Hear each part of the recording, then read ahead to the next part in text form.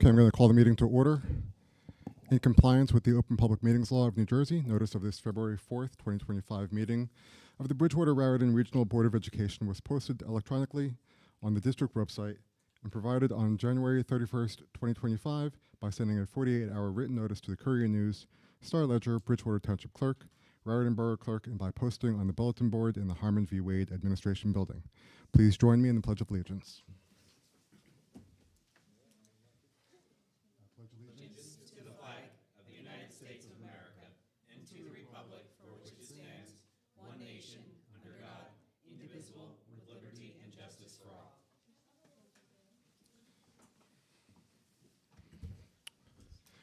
Mr. Lumsky, could you please call the roll? Ms. Asuna.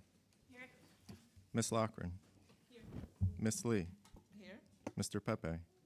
Here. Mr. Walker. Here. Ms. Kalistri. Here. Mr. Singer. Here. We are up And to Mr. Joshi. We are up to the superintendent's report. Yep.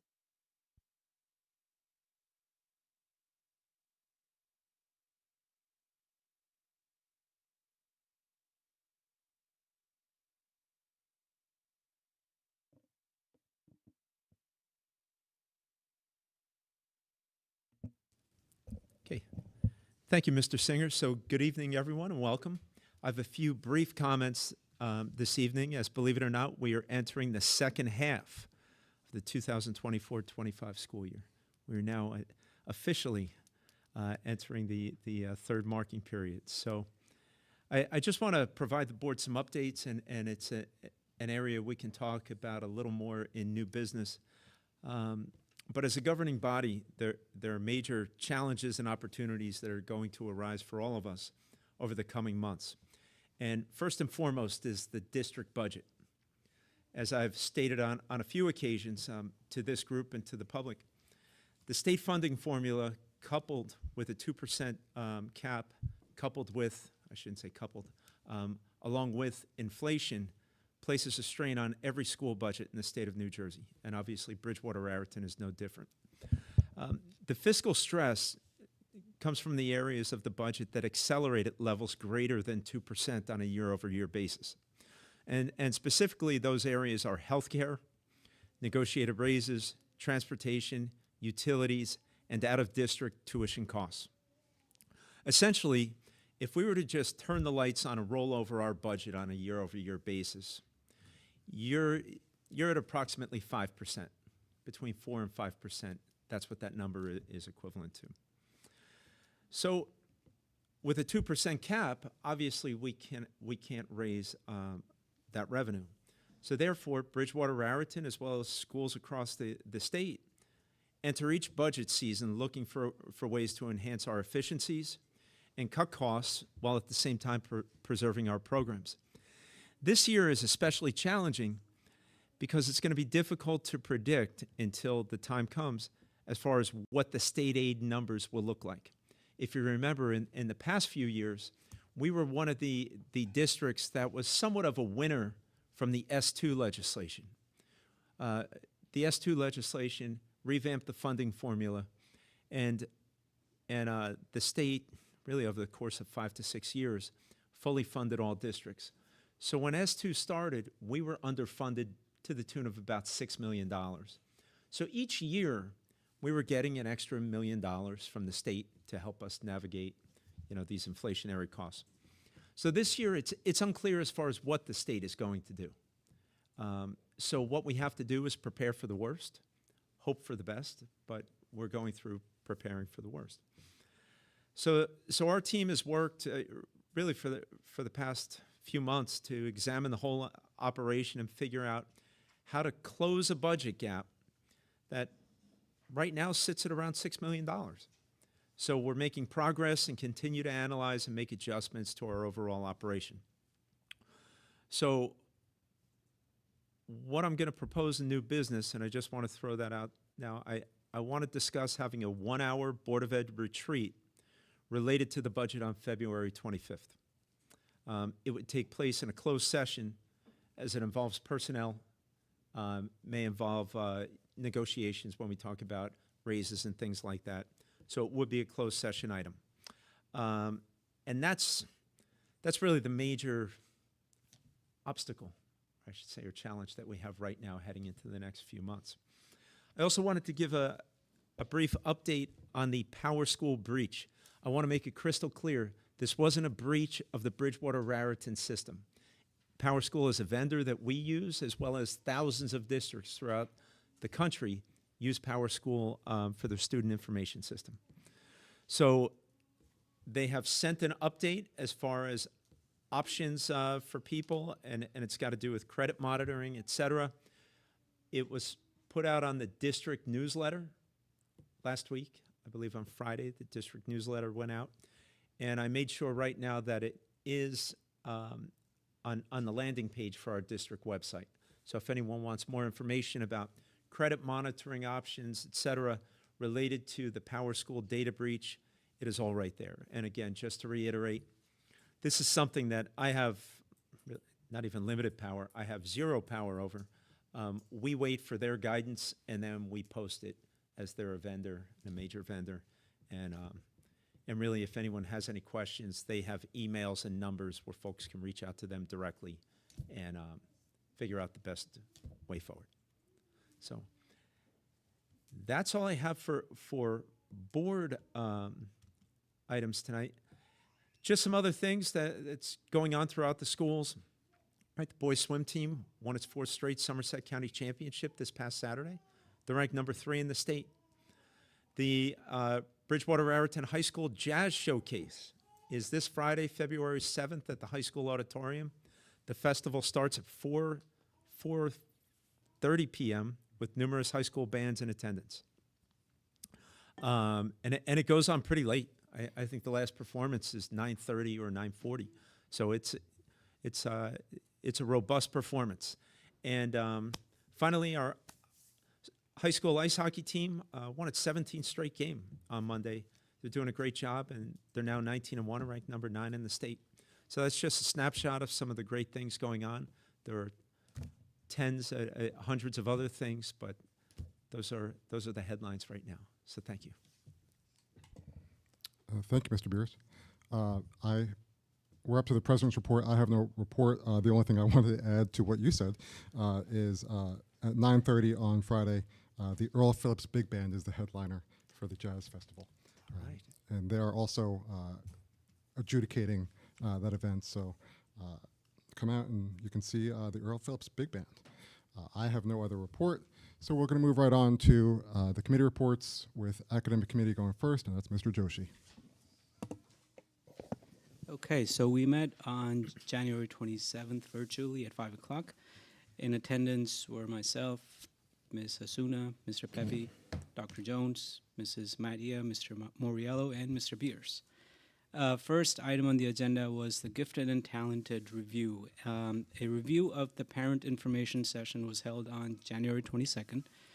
Mrs. Mattia and Mr. Moriello debriefed the district's annual Gifted and Talented Parent Information Night for K through 8, during which they provided a comprehensive overview of programs and services included, which included 1, small group investigations, SGI, in grades K through 4.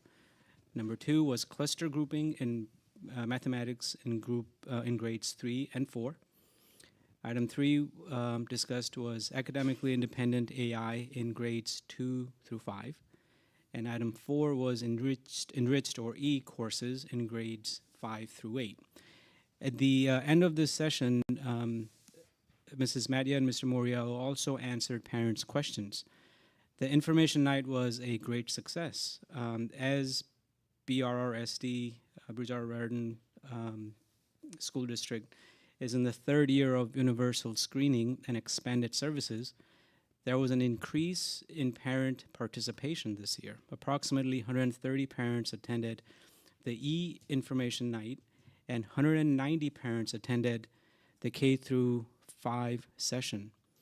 The presentation and additional information regarding gifted and talented programming can be found on the district's website. This was a really good success.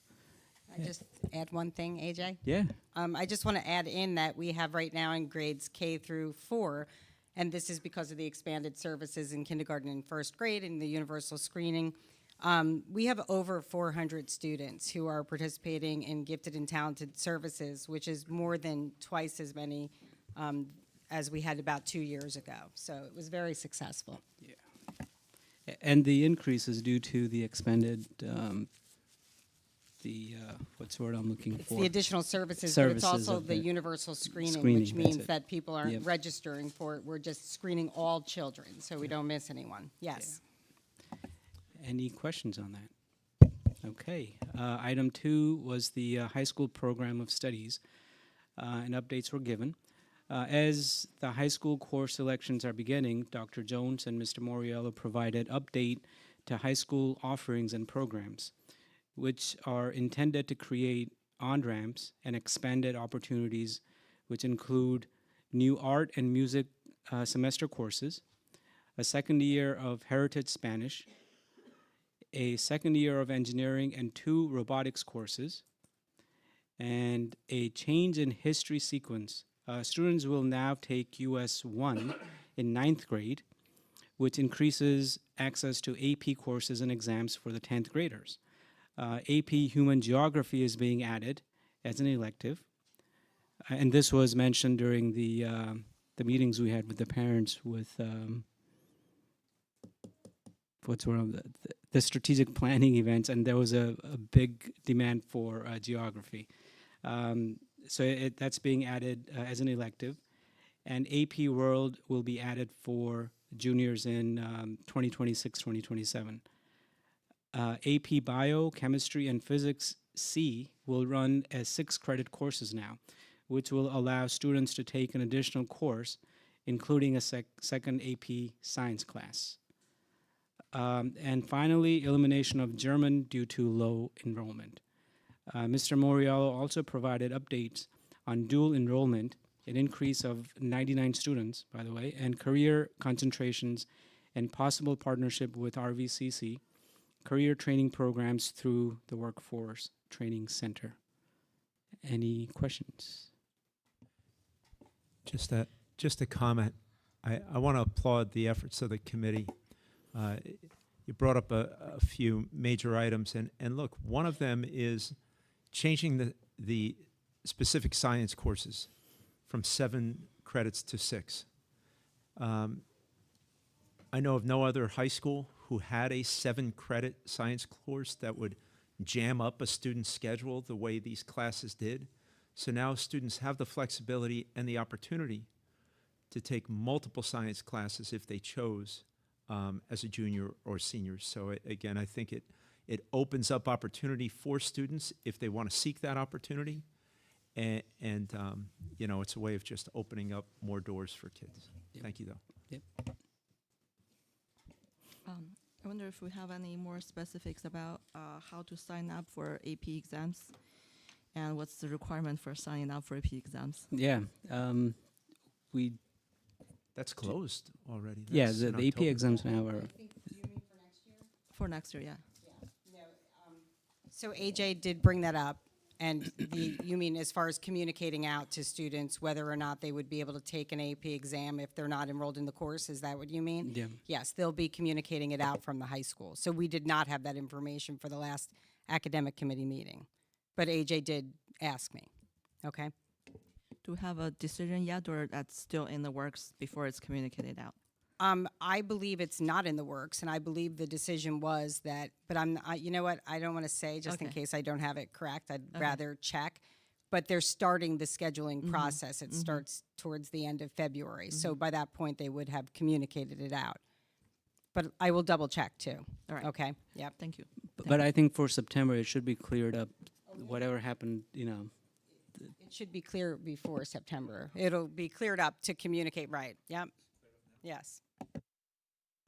Okay. One question. yeah. AP US History, that was a 2-year course before, or was it a 1-year course? What's the change there?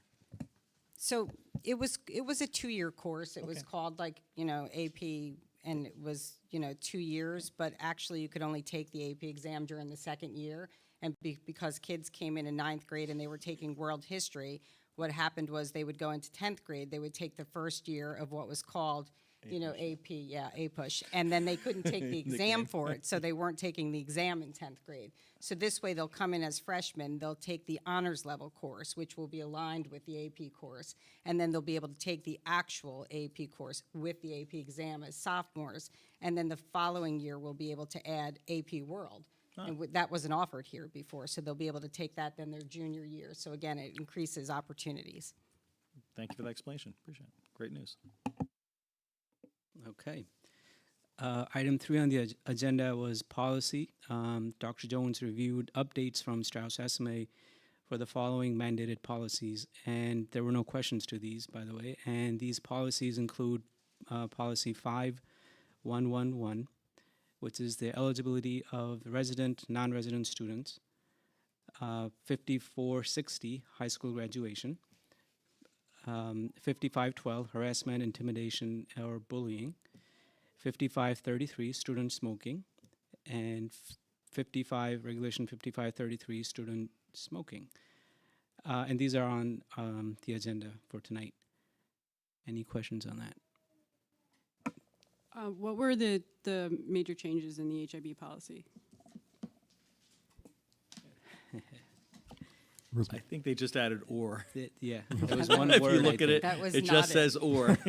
It's at the, Jen, if you look at the very end, it's probably like on the last page, and what it's doing is it's clarifying that when you have an HIB investigation and it actually involves police for some reason, that the police can tell the district, that they have to shut down their investigation while they're kind of doing their own investigation. And so we're not held to timelines. So regardless of where we are in the process at that point, if the police tell us, that we stop investigating until we can resume. And that was already in the law, but they just revised the policy to align with it. So that's the only actual change. Thank you. Yeah. Okay. And finally, we do have a committee goal that I wanted to recite since we just met for the first time. And the goal of this committee will be to assist the full board in better understanding the district's academic plans and curricular initiatives, and to continually address areas for growth while capitalizing on the strengths of all learners across the district. That'll be the committee goal, and we adjourned at 7 p.m. Our next meeting is February 24th. Same time, same place. Thank you, Mr. Joshi. Next is Community Relations with Ms. Lochran.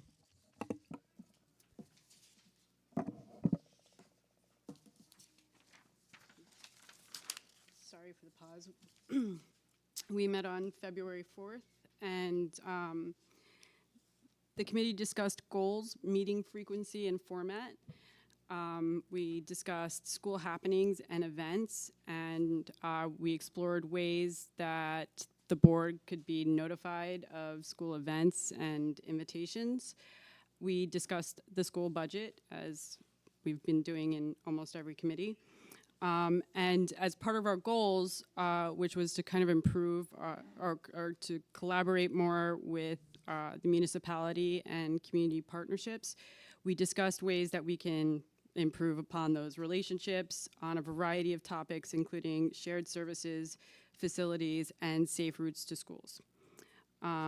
We had a discussion about BRSD as a send receive district, which basically means that we receive students from other municipalities.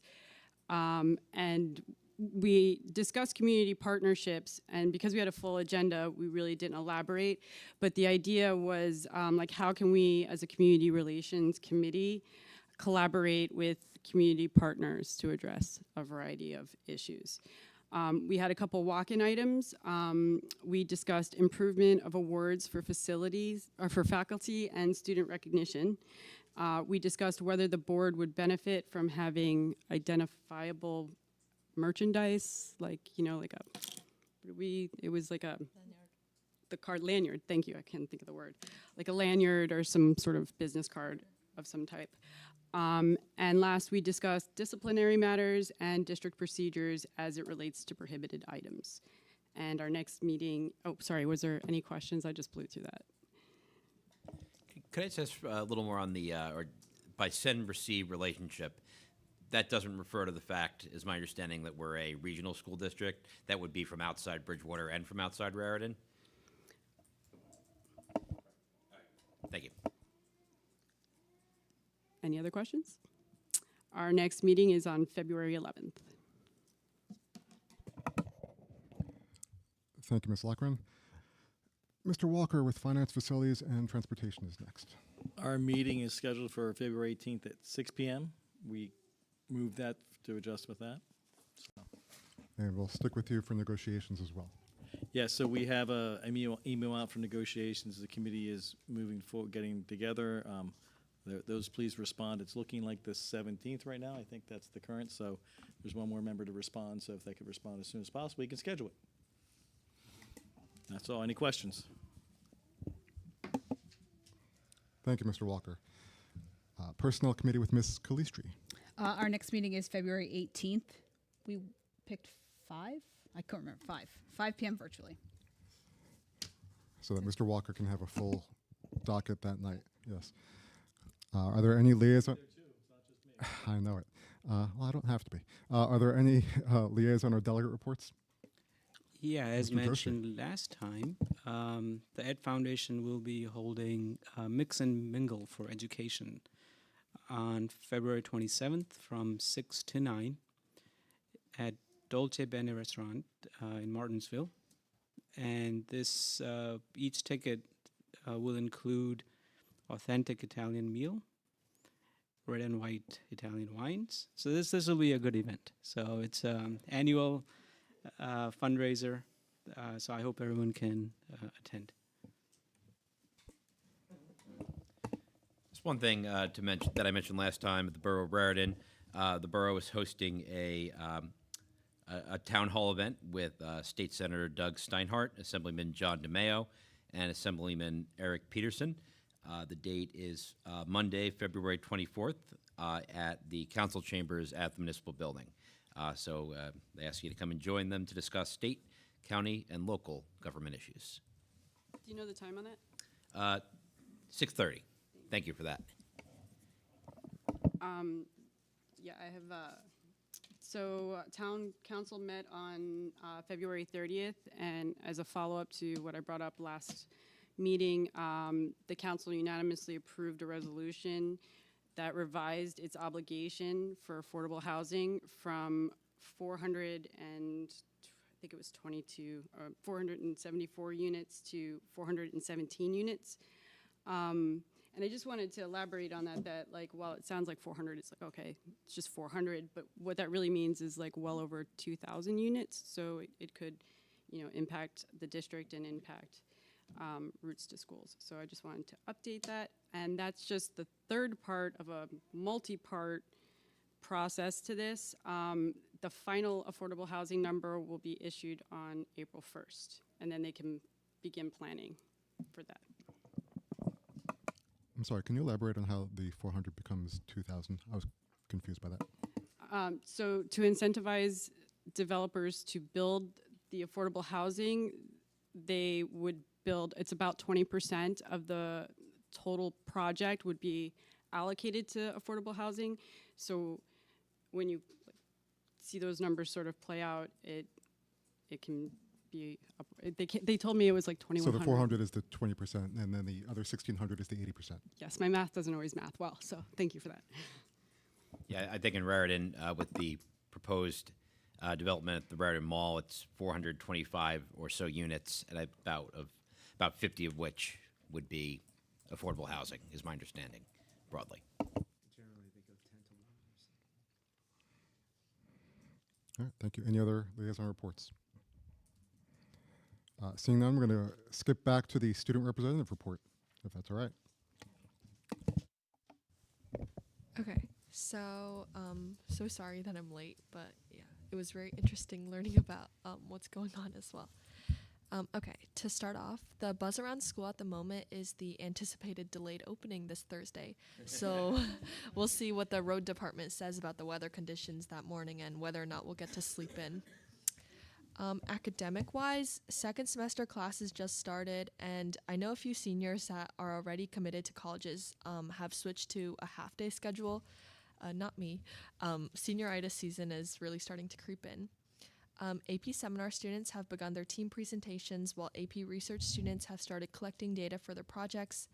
And AP capstone, which was newly implemented this year, I think Mr. Hemberger said. At the end of the first semester, the students presented their final projects with the music and business student concentrations showing their like culminating research. For example, I know one of the students, Julian, studied performance anxiety and incorporated live musical performances in his presentation, and another senior named Evelyn explored book talk, which is like a play on TikTok. And she analyzed its impacts on reading trends and the business aspects behind it. In terms of like school scheduling, the elective fair is coming up, and underclassmen will start scheduling for next year classes soon. And the 8th grade parent night will help incoming students and their families begin the transition into high school, providing valuable information on course selection and the scheduling process. In regards to sports, the hockey senior night was last Friday. The swimming senior night took place recently, and the upcoming senior nights include girls basketball on February 13th and boys basketball on February 18th. And the boys swim team is now Fort Pete Somerset County champs, so that's great. And for basketball, they recently had a Dan Griegel night, which was an annual basketball game honoring the late gym teacher and coach, Mr. Griegel. And it was held with support from middle school teachers and teams, along with a special ceremony during the game. And additionally, the ongoing Mr. Griegel 3-Point Scholarship Fund allows parents and community members to make donations for every 3-point shot. I think it's like 50 cents per 3-point shot made in boys and girls varsity games to raise money, I think for scholarships, but I'm not really sure. In terms of performing arts, the jazz showcase is coming up, and other schools will be joining the high school. And the choir Broadway night is February 19th or 20th, and they are performing comedy and tragedy. And in terms of clubs, the Prowler newspaper is starting weekly updates, I think. And Debate just attended a regional competition, and mock trial competitions are starting. I think Isabel is at a mock trial competition right now, so that's why she's not here. And NHS volunteers are starting service projects for wellness for the winter cause. And with Valentine's Day coming up, there are a lot of anticipated special fundraising events. For example, Hope Squad, a mental health club, is giving out Valentine's Day hearts with supportive messages on them. And lastly, the Junior Class Council recently announced the cruise dinner up the Hudson River in May, which I'm definitely jealous of, but at least the seniors have prom and stuff like that, so yeah. That's it. Thank you very much. Any questions for our student rep? Well, you're of course welcome to stay, but as you might have studying to do, we understand. Thank you. We're now up to our public comment period. Individuals and or groups are invited to present their concerns, comments, and requests to the Board of Education at this time for any matters. In accordance with board policy, members of the public are allotted one opportunity to address the board for a maximum of 5 minutes during this period of the meeting. Please be advised that a video recording of this meeting will be posted on the district's website, and we ask that you state your name and residence for the record as well. Thank you.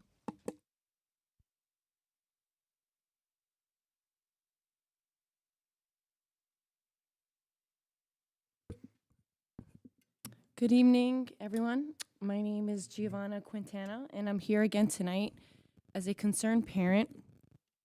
I'm not just worried about my child's safety, but about the safety of every student and staff member in our district. I never thought I'd have to talk about something so serious as weapons being brought into our schools, let alone the lack of communication and accountability that followed. This past December, 2 knives were brought into my child's school that I witnessed during a holiday party. This should have been handled immediately with transparency, action, and communication with parents, especially incidents during school hours with children present where police were involved. But instead, we've been kept in the dark. What else are you hiding from us? Days have passed and many parents have been told about this. Days have passed and many parents haven't been told about this serious incident. Our trust in the system was shaken and it's been broken. When I saw those knives, I tried to stay calm. I didn't want to cause panic because I believed that the school would have handled it responsibly. I thought the safety of our children would be top priority, but I was wrong. Instead of taking action to protect my child, I was asked if I wanted to move my child to another class so the student who brought the knives could come back. The rules and procedures right now seem to prioritize the ones with the behavior issues. My child and the rest deserve protection and uninterrupted education. Instead of making sure the student is held accountable, they offer to disrupt my child's education. This is not only unacceptable, it's deeply disturbing. Parents should have to fight for communication regarding threats made towards their child or possible classroom safety issues. And we shouldn't be left wondering if the school's priority is the safety of all students or just the convenience of avoiding difficult conversations. I'm reaching out to ask you a question. What message are we sending when incidents like these are downplayed or ignored? What kind of precedent are we setting when those who put others at risk don't face much consequence, while those who expect accountability are pushed aside? We need transparency. We need accountability. We need policies that put the safety of our children first, not convenience. I'm asking this board to investigate why parents weren't notified, what steps will be taken to prevent this from happening again, and how we can rebuild the trust that has been lost. We trust our children to these schools every day, believing they are in a safe environment. It's your job to make sure that trust isn't misplaced. Thank you for your time.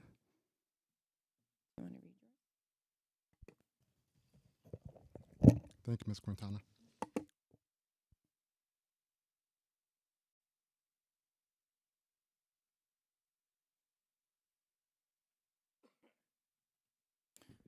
Joe Seidler, Raritan Borough, here tonight in regards to the ongoing situation at JFK Primary School, Raritan Borough.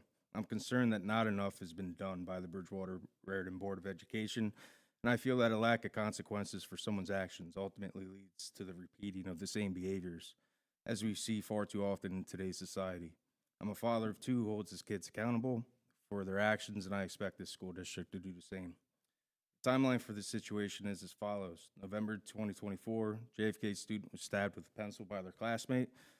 After this incident, the student who had been stabbed was advised that their classmate was not a threat, and both remained in the same classroom. December 2024, during a class party, it was discovered that the classmate in question had 2 kitchen knives in their desk. February 2025, despite violating two district policies. Can I just stop you for 1 second? And sir, I just have to say this, just as a public service announcement, and then you can go on. I'm not cutting into your time. But I think we have to be very, very careful when we're singling out a student in a public fashion, because you just have to know, and anyone else who gets up here has to know, you are legally liable for anything you say against this student. You could continue to do what you're going to do. It doesn't matter to me, but I'm saying it as a public service announcement.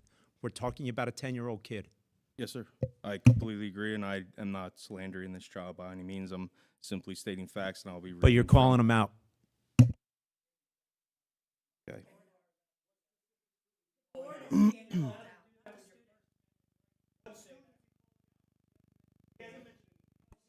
Excuse me, there's a public comment period. He is about to talk right now. Excuse me, I haven't interrupted anyone.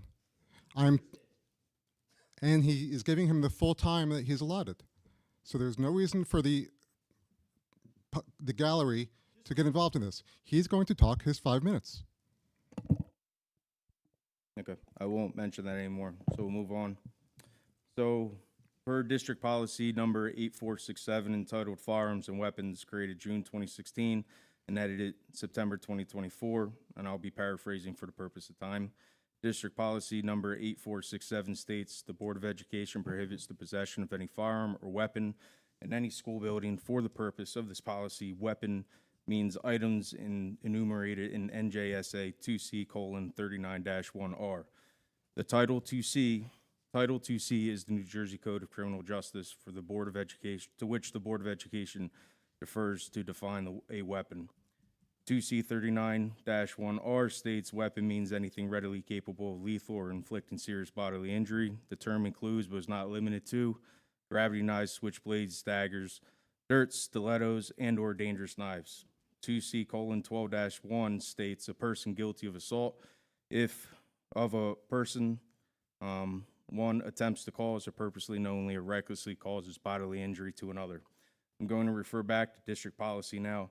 The district policy number 5512, titled Harassment, Intimidation, and Bullying, created May 2016, and edited as recently as this past month, which states the Board of Education prohibits acts of harassment, intimidation, or bullying of a student. The board has determined that a safe and civil environment in school is necessary for students to learn and achieve high academic standards. Harassment, intimidation, or bullying means any gesture, any written, verbal, or physical act, which it be a single incident or a series of incidents that takes place on school property, subsequently disrupts or interferes with the orderly operation of the school or the right of other students, and that a reasonable person should know that the act will have effect of physical or emotional, effect of physically or emotionally harming a student, placing a student in reasonable fear of physical or emotional harm for their person or property, creates a hostile education environment for a student by interfering with the student's education or by severely causing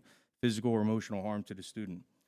The Board of Education expects students to conduct themselves in keeping with their levels of development, maturity, and demonstrated capabilities with the proper regard for the rights and welfare of other students and school and staff. I am not suggesting that this student be charged criminally, but that the Board of Education recognize the severity of the situation and protect all students involved. I am aware of other families that have left this district because of a lack of action of this board as it pertained to HIBs, harassment, intimidation, and bullying. So in closing, I will remind you of line 2 of New Jersey Board of Member Code of Ethics, which I will make decisions in terms of educational welfare of children and will speak to develop, maintain public school that meet the individual needs of children, regardless of their ability, race, creed, sex, or social standings. Thank you for your time. Thank you, Mr. Seidler.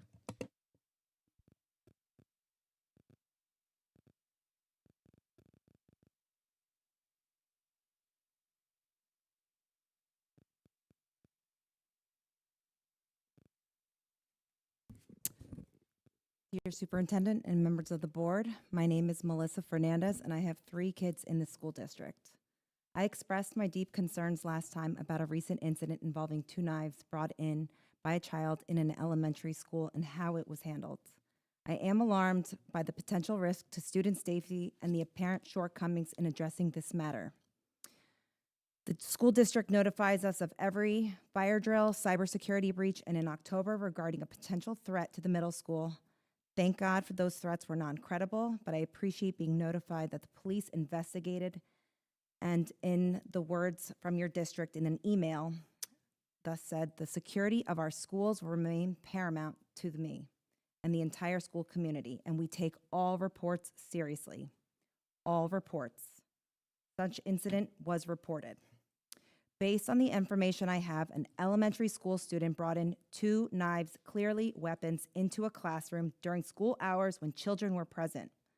While I recognize the challenges involved in managing such incidences, the situation was not handled appropriately, as no district-wide message has been sent.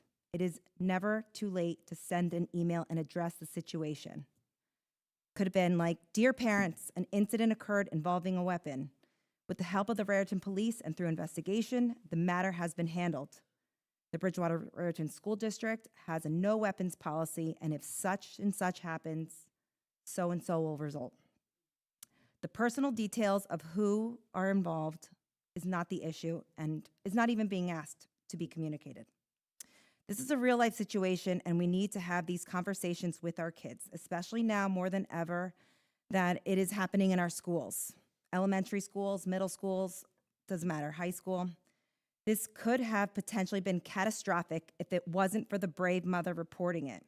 Dr. Beers, Superintendent Beers, members of the board, You have the ability to invoke real change and support this great community. I love Bridgewater Raritan. I went here. It's a great community. It's been falling off, but make improvements with transparency and policies. It could be better. Please hear us and please be better. The plan in place is not working. The safety of our children must always be the top priority. I respectfully request the following: a detailed explanation of what the procedures are for such incidences, not just tell me to read the handbook. Assurance that proper safety protocols are in place and are being followed consistently. Information on how the school plans to report similar incidences in the future, including any changes to the policies and procedures. And I understand the complexity of the school administration and student behavior, but transparency and effective action are critical to maintain the trust between the schools and the parents. From other parents, it's very broken right now, but I would like to see parents and the board work together to make things better, to see some actual change. It's time. In closing, it's never too late to address this matter and send that email. Thank you. Thank you, Ms. Fernandez.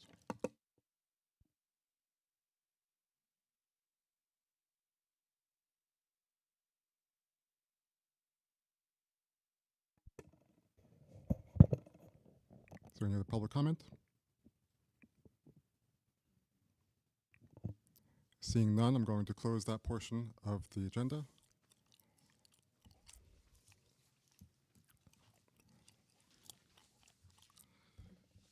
Is there any response from the readers? No? Okay.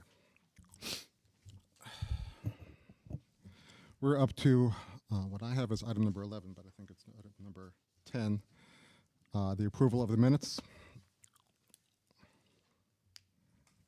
So moved. Second. Are there any changes to the minutes? Seeing none. Mr. Lumsky. Ms. Asuna, Yes. Mr. Joshi, Yes. Ms. Lochran, Yes. Ms. Lee, Yes. Mr. Pepe, Yes. Mr. Walker, Yes. Ms. Kalistri, Yes. Mr. Singer. Yes, the motion passes. We're up to the approval of action items. Up first is Personnel 2517, for which I'll entertain a motion. I'll make a motion. Second. Any questions or comments? Personnel 2517. Seeing none, Mr. Lumsky, could you please call the roll? Ms. Asuna, Yes. Mr. Joshi, Yes. Ms. Lochran, Yes. Ms. Lee, Yes. Mr. Pepe, Yes. Mr. Walker, Yes. Ms. Kalistri, Yes. Mr. Singer. Yes, the motion passes. We're up to Curriculum 2546 through Curriculum 2549. Second. Any questions or comments? Seeing none, Mr. Lumsky. Ms. Asuna, Yes. Mr. Joshi, Yes. Ms. Lochran, Yes. Ms. Lee, Yes. Mr. Pepe, Yes. Mr. Walker, Yes. Ms. Kalistri, Mr. Singer. Yes, the motion passes. We're up to Business 2599 through Business 25101. So moved. Second. Any questions or comments?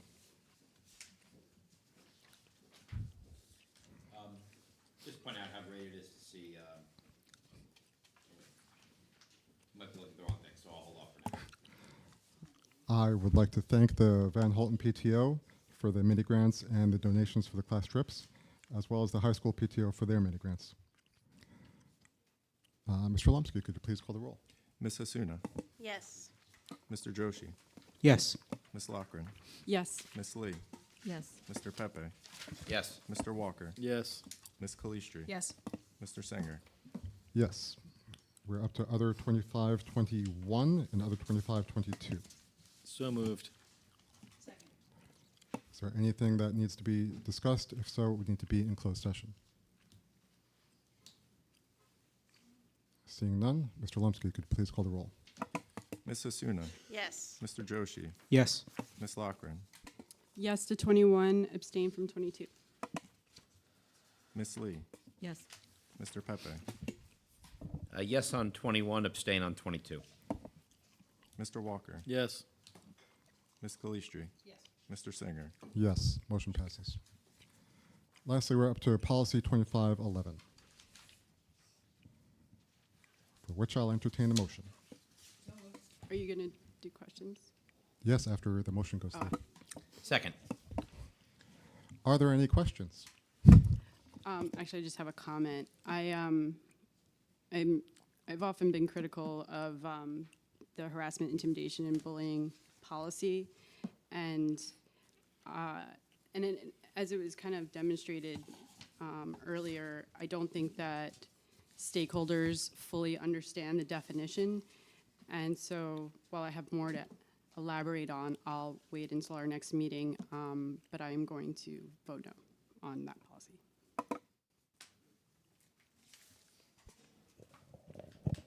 Ms. Lee? I have a question about the 5111, eligibility of resident, non-resident students.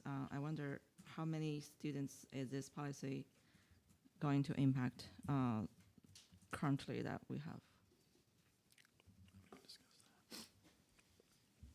We already have this policy in place. This is just, Right, so we have this policy in place. The only thing that actually changed so I can't speak to if somebody will be moving in or moving out, because the only thing that changes on here is when they revised this policy, I don't know when it was, about 6 months ago or maybe a year ago, they made a change that people had questions about, because there was something where the county superintendent now has to approve, we have to charge students tuition.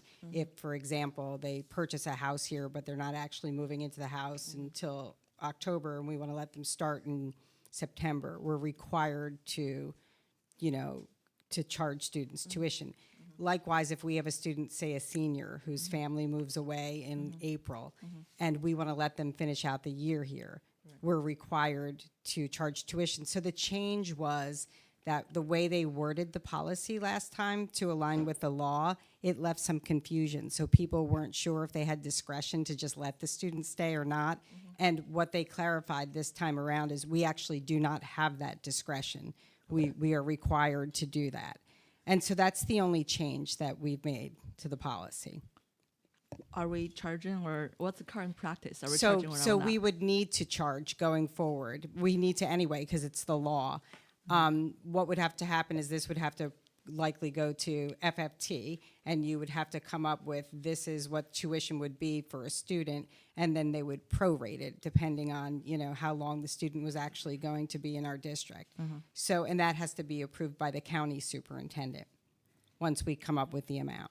Right. But the policy is just saying that we're required to do this. That's what the change is. Okay? And I noticed that in this policy, there's a comment about, or the language about not asking immigration status, but also there was a mention of 2 visa types not being eligible. Can you, I don't understand that part. Maybe that's already in policy That before, it's already, but I it didn't is. It's understand. already in the policy, so that's what it is. So we don't accept students who are here on visas. There's some options where districts can do it, and we have not. And so again, for us, we didn't change any other part of the policy. The only part of the policy that we changed was the part we were required to clarify. but that would be for non-resident students. Yes, who it's are all, here it's, but, yes, who are on visa. that's correct. So if they're living in Bridgewater, the visa That's correct. doesn't Yes, really apply. non-residents. Yes. So for someone living in Bridgewater, that in the district, that kind of like have the eligibility from residence point of view, that visa type doesn't apply? Is that what my understanding? If it's a student who's a resident of Bridgewater, Raritan, Has an address, basically. right, right, then they would be able to attend school here. It's only if they're not a resident. These are for non-residents. Okay. Does that make sense? I think the law probably Right. deals more with whether, because this is for charter schools, private schools, public schools in New Jersey, Right. right? So I think while there are private schools and charter schools that might accept non-residents with visas, that's not really applicable to what we're dealing with. Okay. Well, I guess if that's the case, we probably don't need that language in our policy. We need the language because that's what's required by law. whether that there is a model policy for this. We're probably This is the model policy. adopting Right. from model policy. Right. Right, this is the Okay. policy, so the other thing there would be different language, but this is what we have, saying that we do not accept it. So that does have to remain in there, because it clarifies, right? Yeah, I think I I understand. agree, yeah. All right, the language now. Thank you. I'm sorry to switch back to harassment, intimidation, and bullying, but I wanted to ask, the district has no control at all over what is in the policy. It's state mandated, correct? Like, I mean, we could change words, but the reason that we use Strauss-Esme is so that we ensure that our policy adheres to the law. and the law is state mandated, but The law is state mandated, yes. but is also defined by the state, by that policy. Whereas like all acts of harassment, intimidation, and bullying fall under the code of conduct. They aren't necessarily all a HIB, Right, but they all fall under the code of conduct. correct. you. All HIBs are code of conduct, not all code of conduct are HIBs. Thank Yes. Right? That's correct. Okay, just checking. I just want to make sure that people recall that for policy 5460, the high school graduation, this board passed a resolution a few years back arguing against requiring the completion of a FAFSA form as a graduation requirement. Sadly, the state legislature decided to go ahead with that regardless. So we have to update our policy and require that, despite the fact that the board suggested that we didn't want that. Steve, just so you know, students can submit a waiver. Their parents can, and if they're 18, they can. Right, but they have to submit the waiver. That's correct. So And I think the waiver was always there, right? I think it's always been part of the process where you can waive it. This just came into FAFSA. place this year, right? Right. No, it was always a waiver that That- you don't that- have to you're- submit. so you're talking about the FERPA waiver. Yeah, This is FAFSA. FAFSA. Right, Never yeah. mind. Yep. Any other comments on the policies or questions? Seeing none, Mr. Lumsky. Ms. Hasuna, Yes. Mr. Joshi, Yes. Ms. Lochran, Yes to all except for 5512. No. Ms. Lee, Yes to 50, all right, no to 5111 and no to 5512, yes to the rest. Mr. Pepe, Yes. Mr. Walker, Yes. Ms. Calistri, Yes. Mr. Singer. Yes, the motion passes. We're up to old business. Is there any old business that anyone needs to bring up? I just want to, yeah, I'd like to, just have to make a comment on a few items that were brought up, and it's just for general guidance for the board and for the public. We should know that the Bridgewater Raritan District has a code of conduct that's reviewed by the Board of Education on a yearly basis and provides guidelines for student discipline. The major reason for a code of conduct is to offer consistency throughout your schools, and to make sure that students are treated the same for the same consequences, at least as much as you can, between schools, no matter what the circumstance. All right, this code of conduct is clearly listed on our district website. And I've got to say, relative to the issue that's brought up, I've got to say that any notion that this issue was brushed under the rug is patently false. As with any disciplinary matter, consequences are given out and protocols are established to ensure the safety of all students. Unfortunately, this is not for public consumption, and that seems to be the major block here. It does require a level of trust from the public, but we're not able to share this information, nor will we ever share this information. All right, and why is that? The reason that there is this law called FERPA. FERPA stands for the Family Educational Rights and Privacy Act. It's a federal law that protects the privacy of students' education records. FERPA applies to all public and private schools, as well as any education agency that receives funding from the U.S. Department of Education. The purpose of FERPA is to set out requirements for the protection of the privacy of parents and students. All right? And what does this mean? We cannot provide identifiable information about any student. What makes this situation especially difficult is that folks in the audience know who this child is. This isn't some random instance. And as I said before, because of federal law, I'll say again, we don't brush it under the rug. And I'll say also, to make the assumption that Aldo Russo, the principal at JFK, is brushing things under the rug and not handling student information, I just find that difficult to believe. And I know for a fact he's had multiple conferences with multiple parents over this issue. All right, so again, we just can't provide that information, and practically speaking, the situation has been handled. We can, as a community, disagree on how it was handled. Maybe some folks would have done things differently. But we continually work for the safety and security of all students, and we appreciate your feedback, but this is not something that we broadcast to the community. And look, I agree with accountability, transparency, et cetera. And I'll say there has been accountability here. Accountability by the student, accountability by district leaders. And that's not including me. That's the principals and the people on the ground. And all punishments and actions were in line with district policy. And that's all I can share. And I'm just going to ask everyone, because people got pretty excited, and I get it. I'm a father too. But you're putting the district in the unenviable position of now having to protect from adults. And that's what I'm most worried about as well, the protection of all students. And I really think we have to be careful, because we're talking about children. And I don't want people to leave here saying, well, see, they're brushing it under the rug, because that's not the case. But I think it is one where I know the principal who's there. I know the protocols that are in place. I know it's been shared with folks.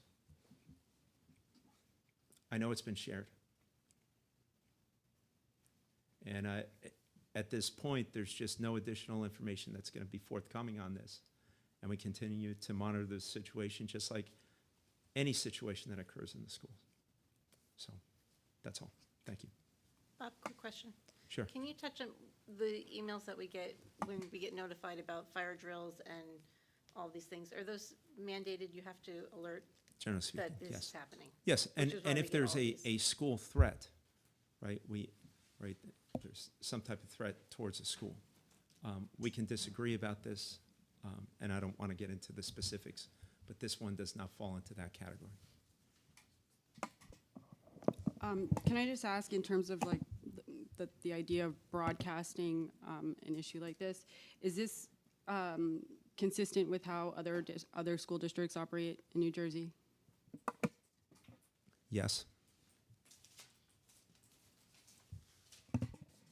And I think, Rebecca, to your point, I think we have a policy that mandates notification when we have fire drills. Is that right? Right. So anytime, like I get them from the VOTEC too. So all of that stuff is absolutely in policy, and that's what, I appreciate Mr. Seidler referring to policy. Those are the relevant policies that I read this weekend, which led to my email to Ms. Jones, Dr. Jones, excuse me. Is there any other old business to discuss? And thank you, Bob, for responding. I just have one. Based on the last meeting, I did consult with the board attorney regarding the concern raised about how we do our action items, and he has confirmed that the way that we go through the agenda is legal and appropriate. There is no legal requirement to verbally read aloud the title of each resolution. Stating as we do that a motion is sought on a list of resolutions is perfectly acceptable and legal. And in fact, some boards vote on the entire action item agenda at once rather than breaking it into different categories. I understand that that was not the entire concern, but I did want to address the legality of it, and it is perfectly acceptable. Is there any new business to discuss? Ms. Lee. First, I want to thank the parents and families to come out to spend their time with us. Thank you for your comments and your words. I do have a new business that I want to bring up. That's the NJSBA Delegate Assembly. It's the spring session is scheduled this year, May 10th.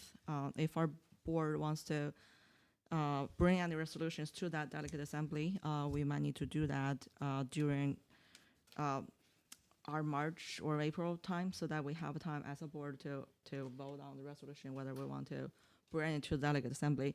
Delegate assembly vote on resolutions that will become part of the NJSBA stance and policies guidelines. It doesn't have the legal implication like the law. However, NJSBA legal advocates will start advocate for the issue on the issues that pass delegate assembly. So if we wanted to have any policy, legal, or legislative issues, we want to bring up to the NJSBA so that advocate can start pushing that. Examples in the past include pilot school district in pilot discussion, include how referendum money can be collected next year instead of the same year. Also included other aspect, and I think for the situations about bullying, harassment, and intimidation, if this board had a opinion about how the policy or law needs to be, I think we can probably explore that avenue to go through NJSBA Delegate Assembly. Just remember the timeline, it's May 10th. If you have any suggestions, comments, please reach out to me. I'll try to take the lead on that and collaborate with any one of us here to try to form a resolution if we would like. So, Ms. Lee, thank you for that. I just forwarded you a email that I had gotten, which is the notification of resolution cutoff dates. The timeline's a little bit shorter than that. It's March the 6th is the deadline, which I think gives us one more meeting for the May Assembly. Right. Usually it's about 2 months before. I'm not sure if I'm getting those emails because I was the delegate last year, if those go out to everybody, but I'll certainly forward you anything. Yes, please. If I get in the future relating to that. Yes, and I want to make sure that I get registered for that this year if there's any change of who is the delegate. And thank you for that information. So No problem. Between now and next meeting, if you have any resolution you want to work on, please reach out, collaborate with me. That's come up with resolutions to meet this deadline and see if we can use the NJSBA platform. Thank you. And I would just suggest that if there is anyone that has a resolution, it should go to committee. Most of the committees are meeting between now and the next meeting, so it would be good to have that at your committee meeting. Which committee we're trying to go through? Whatever committee is appropriate for that policy that is affected by the resolution. So if it's a personnel issue, it would be academic. All right. I'm sorry. If it's a personnel issue, it would be personnel. If it was Right. student or curricular, it would be academic. Operations, facilities, finance, it would go to FFT. All of which are meeting in the next couple weeks.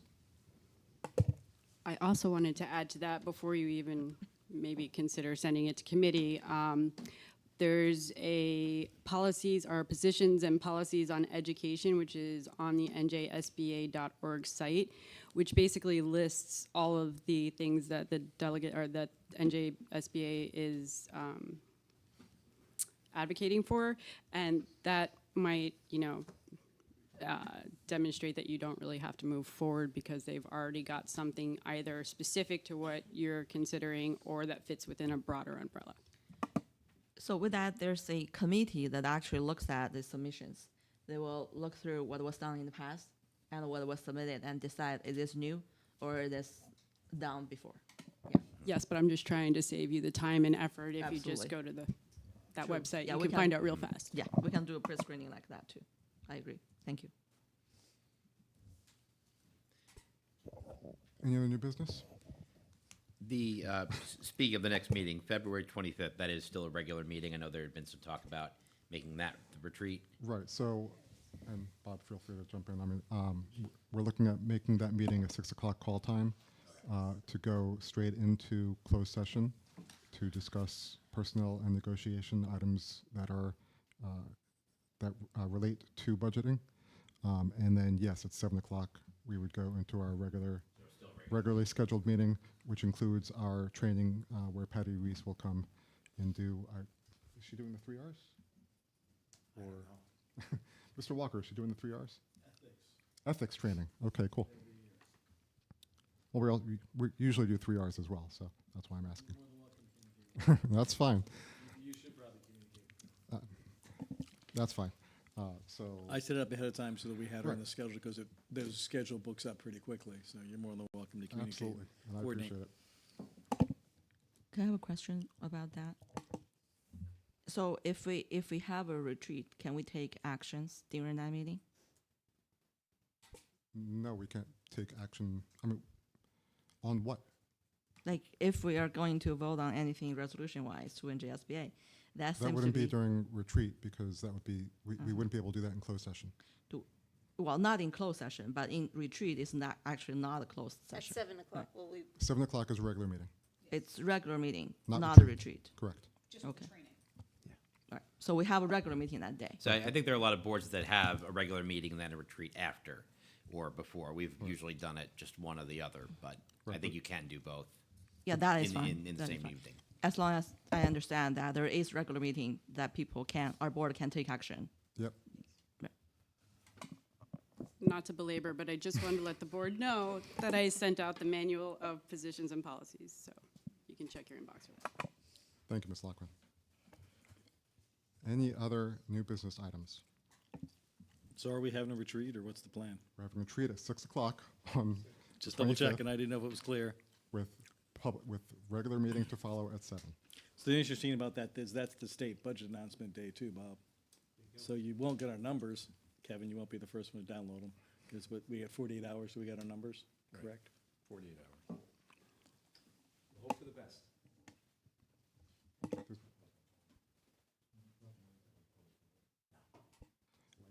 Anything else for new business?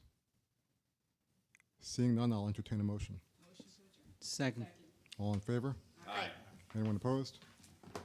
We are adjourned. Our next meeting is, as we've said multiple times now, February 25th.